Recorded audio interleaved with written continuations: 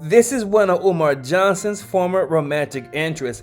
They never had sexual relations. However, she was able to see a side of Dr. Umar that will blow you away. She's going to expose just how controlling Umar Johnson is, how manipulative and predatory he is, and his interest to play around with the black magic. All right, here we go. There we go, King. You see? You see, this is what a real woman does. My name is Anaya A.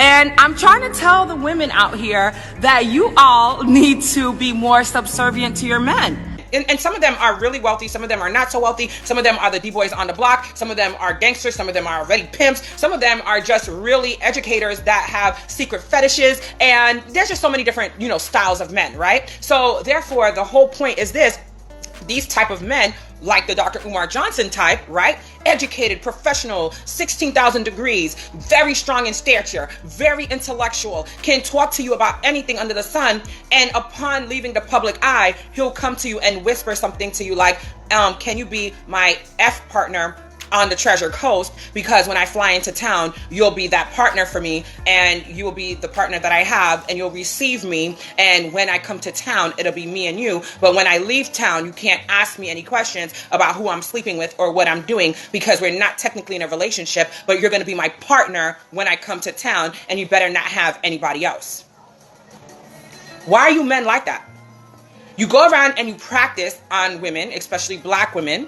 You know what black women like, you know our needs, you know what we don't like, you know our wants, you know our desires. And because you've made it to a certain caliber of, stature in life, you feel the need to bring out this machoism, egotistical behavior to keep us under your thumb as you try to control the narrative. But at the end of the day, are you even making said females feel good in the bedroom?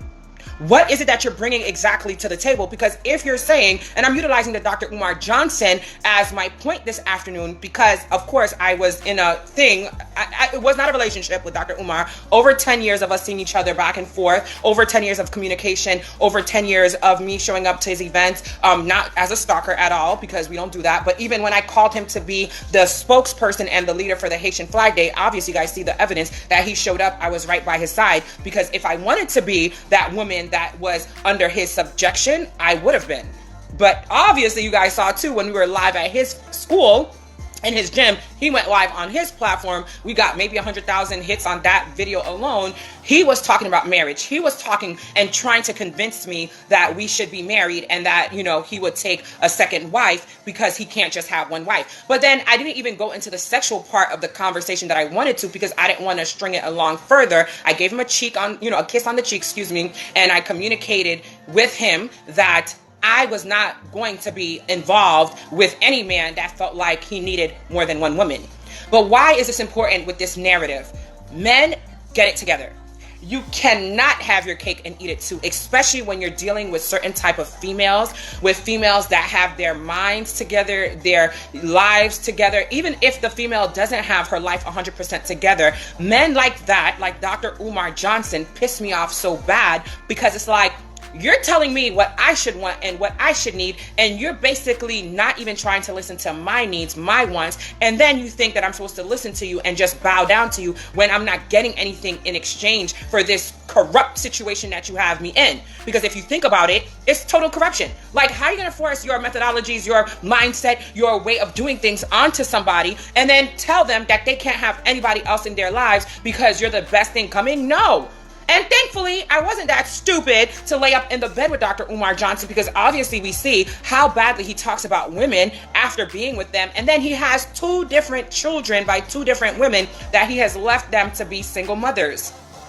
And the latest thing is the fact that Dr. Umar Johnson now is saying that he's broke and he has no access to his account. And here's where I close with the Dr. Umar Johnson episode, or part, I guess, because we're going to go into some other parts real quick.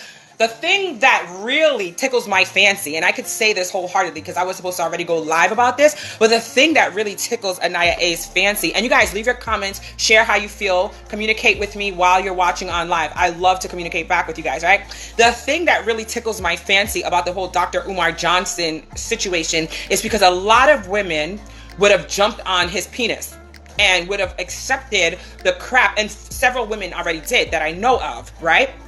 Matter of fact, the young woman that brought me to Dr. Umar Johnson, who happened to be much older than me, confided and shared with me years later that she actually was having sex with Dr. Umar Johnson. And here's the sad part. She was married to a very attractive black man. She was married to a man that had, businesses, had vehicles. This man was doing great things in the community and was well respected. But because Dr. Umar Johnson came around, she decided to drop her drawers and give Dr. Umar Johnson the cookies. Not only did she give Dr. Umar Johnson the cookies, she was also a voodoo priestess. She was doing voodoo. She was a black American woman. And I swear for God, family, I was never more shocked in my life to hear such nonsense. Now, you see me dressed like this, but I am a Christian. I don't practice voodoo. I don't do obia. I don't do de Lawrence. I don't do Santeria. I don't do any sort of witchcraft because that stuff comes back on you. Witchcraft comes back, black magic, white magic. I said de Lawrence. Oh, what is de Lawrence real quick? De Lawrence is actually this practice from, I think, Scotland or Ireland that was literally brought to Jamaica many years ago. And it's a very, very wicked thing that a lot of Jamaicans practice. So be very careful with some Jamaicans. They feel sometimes if you even think of a bad thought, they think that you're thinking a bad thought, they'll do de Lawrence on you. There's this thing that they do where they take all your money and they hurt you because they feel that you're trying to hurt them. Not talking bad about my Jamaican community. However, when I found out about de Lawrence, I said to myself, Anaya, that's a whole nother practice that you never even heard about. I thought I knew some stuff. But de Lawrence is actually, I think in my heart, even worse than voodoo, as well as Santeria, as well as even obia. And but I can't remember the next one. There's another Spanish type of voodoo that's done to people, but I can't remember at the moment. Either way, all of these practices are no good. The reason I'm sharing this is because the woman that I'm referring to, right, who was in the entertainment industry, who was married, whom actually was a beautiful sister that I thought literally was sleeping with Dr. Umar Johnson, left her husband for Dr. Umar Johnson and moved, I think, to a camp that Dr. Umar Johnson had, literally, whereas he was able to coerce women or convince women, I don't want to say coerce, convince women, predominantly black women, to live with him on some kind of camp village thing where he could control them and literally they could be sister wives and all of that stuff. But yet Dr. Umar Johnson wants to talk about Shannon Sharpe. It just bothers me, though, that these black women came out with nothing in the end, except for the experience of being Dr. Umar Johnson's, sister wives. But white girls, they don't go in no situation and end up empty-handed. We see that with Shannon Sharpe. So before you start talking Dr. Umar Johnson, take into consideration some women like myself, known as Anaya A, actually know a lot of your dirt and your secrets. And I never intended for me to go on the Tasha K show and slam and bash Dr. Umar Johnson. It was actually the opposite. I wanted to go on the Tasha K show to talk about the Dr. Umar Johnson and to let people know that black men, need to do better when it comes to black women. You need to protect us. You need to respect us. You need to love us, because oftentimes you guys don't understand. We love the hell out of you guys. We love black men so much that we would give anything for the love of a black man oftentimes. But black men, you want to hurt us so much that you will sit there and drag us through the mud. You will sit there and embarrass us. You will sit there and have other races of men embarrass us as you parade around other females and hurt other females so freaking badly. And it breaks my heart every single day when I have to hear people like Dr. Umar Johnson have the mitigated gall to talk bad about a damn Shannon Sharpe that looks like Gumby, that green freaking cartoon, and have the nerve to talk about how that damn Shannon Sharpe is no good. But at the same time, Dr. Umar Johnson, how good are you? I know you personally, sir.